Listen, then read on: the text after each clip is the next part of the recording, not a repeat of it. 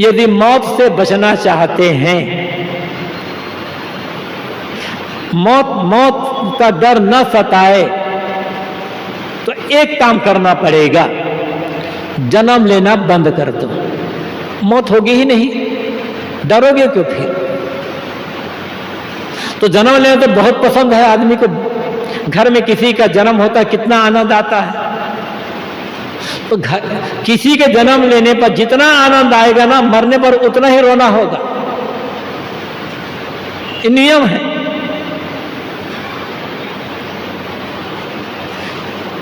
तो जी बार बार जन्म लेकर के क्यों आता है? शरीर छोड़ता है, संसार छोड़ता है, शरीर संसार की वासना आसक्ति नहीं छोड़ता।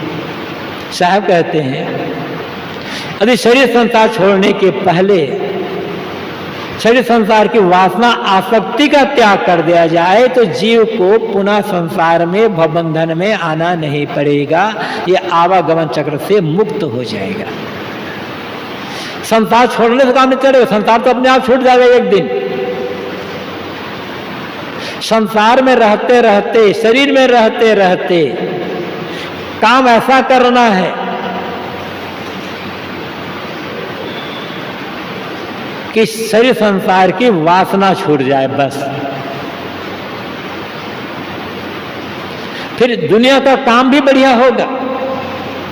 ऐसा नहीं है कि शरीर संसार की आसक्ति छोड़ दी जाए तो दुनिया का काम नहीं होगा, घर गृहस्थी चलेगी, परिवार की सेवा नहीं होगी, सब और बढ़िया होगी। आसक्ति पूर्वक जब काम करते हैं तब काम बढ़िया नहीं होता, फिर पक्षपात शुरू हो जाता है। आसक्ति छोड़ करके काम करें तो काम बढ़िया होगा।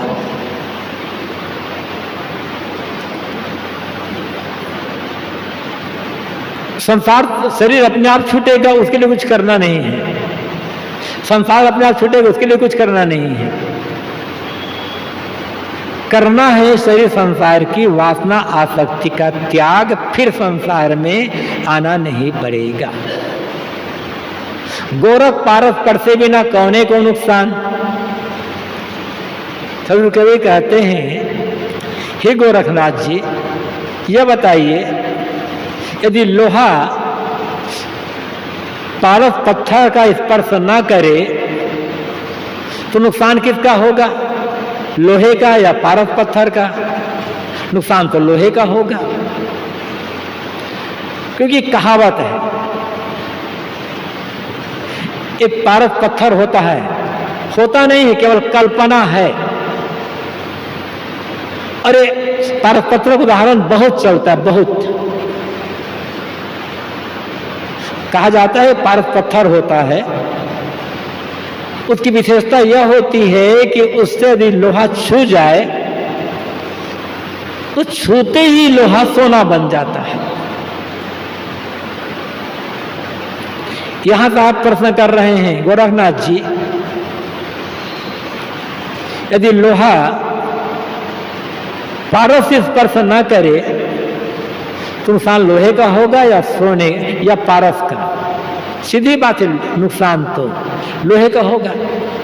पहली बात यहां सदगुरु कबीर संबोधित करते हैं गोरखनाथ जी को, गोरख पारस पर से बिना। लेकिन गोरखनाथ जी महाराज कबीर शहर से लगभग 350-400 साल पहले हो चुके हैं, तो मुलाकात कहां से होगी? गोरखपंथी जो साधु रहे होंगे, साधक रहे होंगे, उनको संबोधित किया जा रहा है। जैसे कि बीजक के बसंत प्रकरण में आता है, 11वें बसंत में, शिव काशी कैसे भई तुम्हारी अजू हो सी लियो विचार। शिव जो को संबोधित करते हैं साहब, एक भावना में। प्रदर्शित आगर कहाँ मिलेंगे कबीर साहब को? और शिव भी उत्तर देते हैं, हर हर्षित तो कहल भेजा।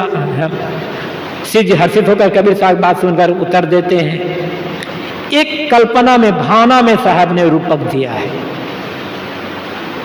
ऐसे यहां नाम गोरखनाथ जी महाराज का है, लेकिन संबोधन है गोरखपंथी जो साधक होंगे उनसे। अब जो भी, लेकिन उद्देश्य बातें, मूल बात वह है, जैसे लोहा यदि पारस से स्पर्श न करे तो नुकसान लोहे का होगा, पारस का नहीं होगा। पारस तो अपने आप में है ही। ऐसे ही कोई व्यक्ति, कोई साधक यदि विवेकी पारखी जो वैराग्यवान संत है, गुरु हैं, उनकी संगत ना करे, गुरु को उपदेश का पालन न करे, नुकसान किसका होगा? गुरु का या शिष्य का? सीधी बात है, नुकसान तो शिष्य का हो ना, गुरु का क्या बिगड़ेगा? उपदेष्टा का क्या बिगड़ेगा?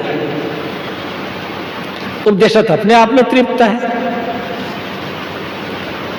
यहां हमारी कमजोरी पर उदाहरण देते हैं हजरत कबीर साहब। कहते हैं तुम सत्संग में जाते हो, संत गुरुजनों के सानिध्य में रहते हो, उनकी संगत करते हो, उनके ज्ञान की बातें को सुनते भी हो,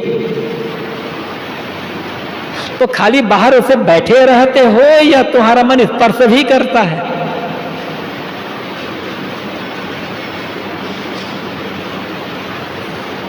और सत्संग में जो ज्ञान की बातें बताई गई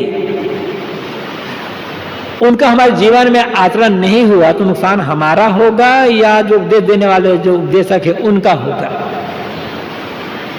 जैसे लोहा पारस स्पर्श न करे तो नुकसान लोहे का होगा। यदि पारस स्पर्श लोहा कर ले तो लोहा सोना हो जाएगा, और सोना होते ही दो फायदा होगा लोहे को। एक तो उसकी कीमत कई गुना, हजारों गुना बढ़ जाएगी, और दूसरी बात, अब उस लोहे में जंग नहीं लगे तो जंग, सोना में तो जंग लगता नहीं है, जंग तो लोहे में लगता है। अब लोहा सोना बन गया तो उसमें जंग नहीं लगेगा और कीमत बहुत बढ़ गई। अगर लोहा पार से स्पर्श न करे तो एक तो जंग लगता है तो लोहा बर्बाद हो जाएगा और कीमत तो बढ़नी ही नहीं उसकी। ऐसे ही हम यदि विवेकी जो उपदेष्टा के संत गुरुजन हैं उनकी बातों का जीवन में आचरण न करे, उनकी बातें हमारे भीतर प्रवेश न करे तो पारस के समान है उपदेश देने वाले, नुकसान उनका कुछ नहीं होगा। होगा क्या? हमारे मन में धीरे धीरे धीरे धीरे मोह का, माया का मोर्चा और लगता चला जाएगा, और हम एक दिन एकदम चिंता, शोक, दुख के सागर में डूबते चले जाएंगे। ऐसा उत्तम मानव जीवन रोते झिंकते विदा हो जाएगा, नुकसान तो हमारा होगा। इसलिए साधु कबीर को देते हैं कि जैसे लोहा पारस स्पर्श न करने पर नुकसान उसका होगा, ऐसे नुकसान तुम्हारा होगा। संकेत है सदगुरु कबीर का कि ज्ञान की बातों को केवल सुन करके रहो मत, मन को स्पर्श कराओ, उसका पालन करो, जीवन में आचरण करो, तो धीरे धीरे तुम भी सोना के समान हो जाओगे, तुम्हारा मूल्य बढ़ जाएगा और मोह का, माया का मोर्चा नहीं लगेगा तुम्हारे मन पर। फिर दुखी नहीं होगे, शोभित पीड़ित नहीं होगे, इन सब से ऊपर उठ करके सदैव प्रसन्न रह गए और धीरे धीरे तुम्हारी चमक में जीवन अपने आप चमक बढ़ जाएगी।